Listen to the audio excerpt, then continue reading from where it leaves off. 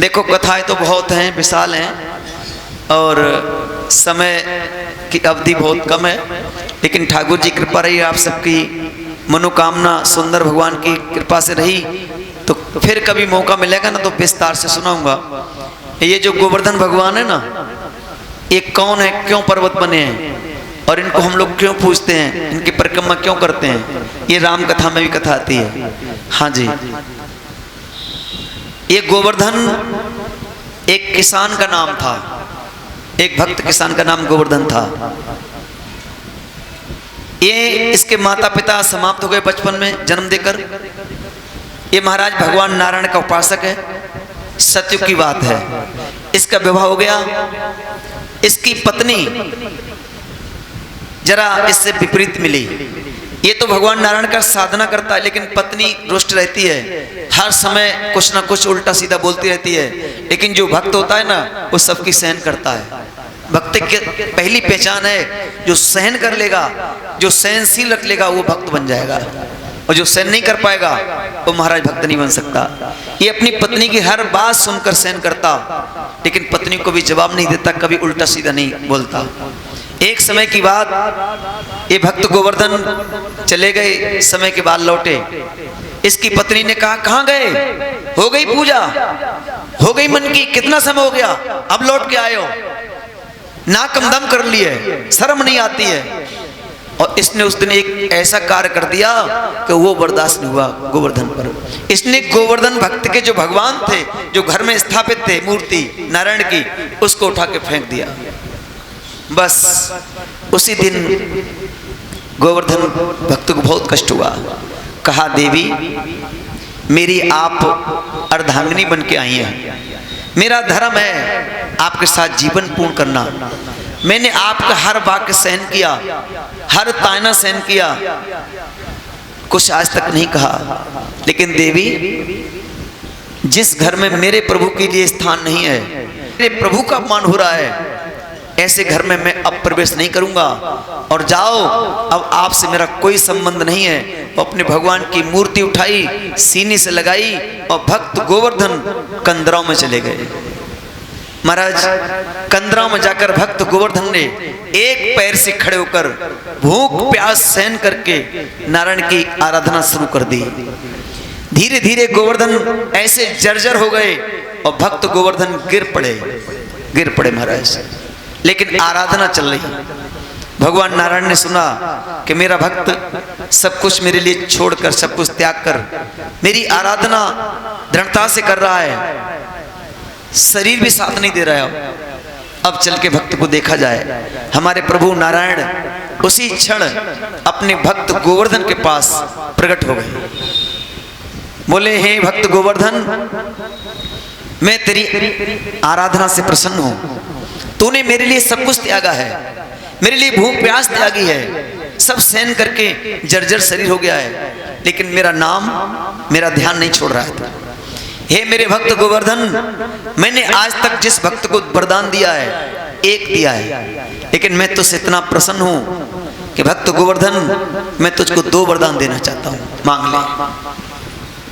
भक्त ने कहा, प्रभु बड़ी कृपा की आपने जो इस दास को दर्शन दिया है। भगवान, अगर मेरी टूटी फूटी तपस्या से, मेरी प्रार्थना से आप प्रसन्न होकर आए हैं, 2 वरदान देने का वचन दे रहे हैं। आप सत्य स्वरूप हैं, सच्चिदानंद रूप हैं, तो भगवान मैं आपसे विनती करके पहला वरदान मांग रहा हूं, मांगो। बोले, प्रभु आप दोनों पैर रखकर मेरे सीने पर, मेरे ऊपर खड़े हो जाओ।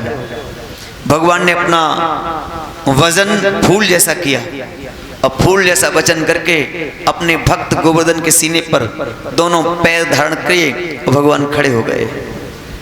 बोले, भक्त गोवर्धन अब दूसरा वरदान मांग ले।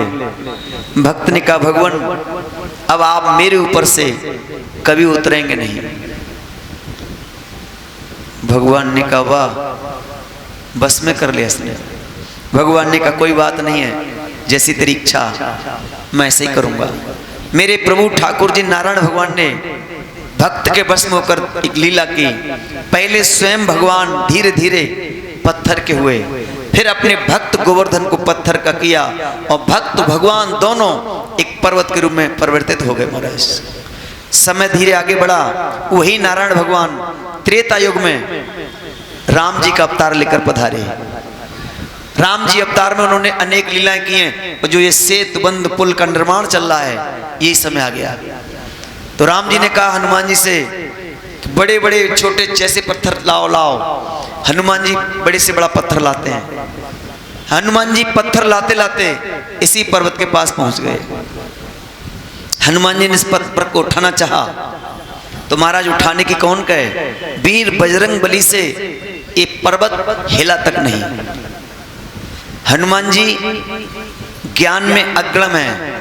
हनुमान जी समझ गए कि मैं अंजनी पुत्र पवन पुत्र जिस पत्थर में लात मार दूं रसातल में चला जाए, लेकिन ये पर्वत मुझसे हिल तक नहीं रहा है। इसका मतलब है ये पर्वत कोई विशेष है, कोई साधारण पर्वत नहीं है, ये कोई महान शक्ति है। तो हनुमान जी ने तुरंत वहां प्रार्थना शुरू की, हे पर्वतराज आप कौन हैं?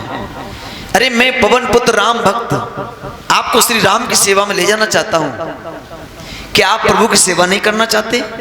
अरे भगवान लंका में प्रवेश करने के लिए पुल का निर्माण चला रहे हैं, आप उनकी सेवा करने का मन नहीं बनाए बैठे? क्या बात है, कौन है आप? पर्वत से आवाज आई, जय हो, आवाज आई कि हे हनुमत, मैं भक्त गोवर्धन और नारायण भगवान, हम दोनों भक्त भगवान इस पर्वत रूप में हैं। आप कह रहे हैं कि भगवान की सेवा में लेना चाहता हूं, मैं चलने को तैयार हूं, लेकिन मेरी एक शर्त होगी। क्या? बोले मुझे यहां से उठाना तो भगवान की सेवा तक पहुंचाना। ऐसा मत कर देना कि यहां से उठाओ और कहीं बीच में छोड़ दो, मैं यहां का भी न हूं और वहां तक न पहुंचूं कि मुझे यहां पूर्ण आनंद मिल रहा है। इस कथा से एक संकेत हम सबको मिलेगा।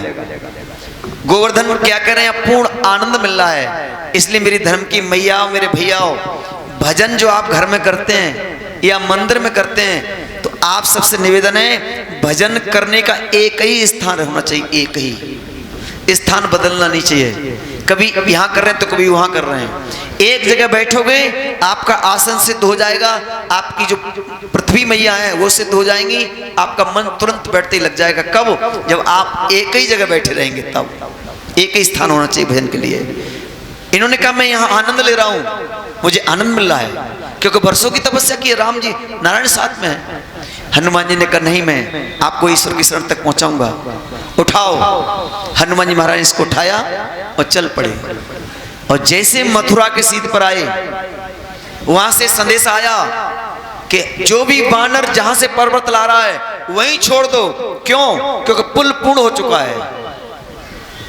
अब आप लोग संदेह कर सकते हैं कि महाराज त्रेता युग की बात है, फिर मथुरा कहां से आई? तो मेरा आपसे निवेदन है, मथुरा धाम है, धाम। हमारा नंगला जुला गांव है, लेकिन मथुरा धाम है। धाम का मतलब जहां ईश्वर अवतरण होते हैं, जहां भगवान अवतार लेते हैं, उसे कहते हैं धाम। और जहां जीव जन्म लेता है उसे कहते हैं गांव।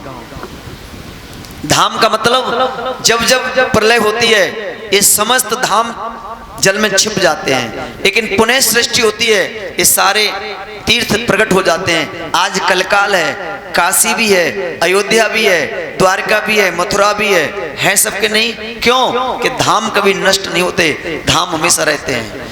प्रलय में छिप जाते हैं, सृष्टि होती पुनः निकल आते हैं, लेकिन ये बदलते नहीं है महाराज, ये वही कोई रहते हैं। वहां मथुरा था उस समय, मथुरा की सीध पर हनुमान जी ने जैसे इस पर्वत को रखा, छोड़ना कि अब जरूरत नहीं, क्यों ले जाऊं। गोवर्धन ने हनुमान जी की टांग पकड़ ली, बोले पवन पुत्र आप कोई भी बने रहे, आपने मुझसे वचन दिया है प्रभु की शरण तक ले जाने का, मुझे बीच में छोड़ रहे हैं आप, अब आप भी यहां से नहीं जा सकते, क्यों आपने असत भाषण किया। हनुमान जी को घबराहट हुई कि हम तो भूल ही गए। हनुमान जी ने वहीं से राम जी की प्रार्थना की मन से। राम जी ने कहा हनुमान जी से कि हनुमत जो कुछ हुआ है वो मेरी इच्छा से हुआ है, मेरे गोवर्धन पर्वत से बोल दो कि अब तू यहाँ कुछ दिन विश्राम कर, अगली बार वही राम जी कृष्ण बन के अवतरित होंगे, और जब कृष्ण बनेंगे अनेक बाल लीलाएं करेंगे। उसी बाल लीला में एक 7 वर्ष की उम्र में भगवान ऐसी लीला करेंगे, तब गिरवर पर्वत को उठाएंगे, इंद्र का मान मारेंगे, तब भगवान तुझे पूजेंगे, भक्तों से पुजवाएंगे, तेरी परिक्रमा करेंगे, और जब तक सृष्टि रहेगी हमारे गोवर्धन की जो भी परिक्रमा करेगा, पूजन करेगा, हाँ उसे हम फल देंगे, गोवर्धन फल देंगे, उसके घर में आनंद रहेगा। ये हमारा वचन है, ये वचन है। हनुमान जी ने जब ऐसा बोला तो गोवर्धन वहीं स्थापित रहे। इस तरह गोवर्धन की पूजा हम लोग आज भी कर रहे हैं। महाराज ये कथा मैंने आप भक्तों को नारद पुराण से सुनाई है। जो गोवर्धन पर्वत बने वो एक भक्त थे जिनका नाम गोवर्धन था, भगवान की कृपा से पर्वत बने, आज उनकी पूजा हो रही है। क्योंकि सदा जगत में पूजा दो ही की होती है, या भक्त की या भगवान की। बोलो भक्त वत्सल भगवान की जय हो। पुल का निर्माण पूर्ण हुआ।